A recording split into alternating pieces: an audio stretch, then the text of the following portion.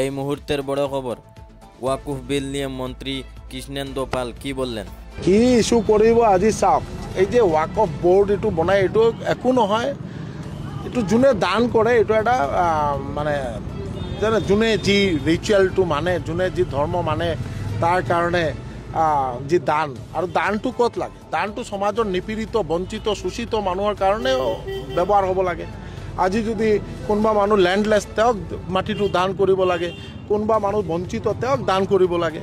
আজি ওয়াকফ বোৰ্ডৰ যিটো আছে, যে আজি ৰেল ডিপাৰ্টমেণ্টত যিমান মানুহ মাটি আছে, ইমান ওয়াকফ বোৰ্ডৰো ইমান মাটি আছে। 9 লাখ হেক্টৰৰ ওপৰত ওয়াকফ বোৰ্ডৰ মাটি আছে, কিন্তু তেওঁলোকে এইটো প্ৰপাৰ ইউটিলাইজ কৰিব পৰা নাই। আৰু কোনোবা মাটি দেখিলে এইটো ওয়াকফ বোৰ্ডৰ মাটি, এইটোতো নহয়, এইটোৰ জৰীপ হ'ব লাগিব কোন মাটিটো, আৰু সমাজৰ বঞ্চিত মানুহে যাতে উপকৃত হয় তাৰ কাৰণে এইটো ব্যৱহাৰ হ'ব লাগিব। গেইবিয়াৰ্ড নাই, গেইবিয়াৰ্ড হ'ব লাগে, তাৰ কাৰণে ব্যৱস্থা হ'ব লাগে।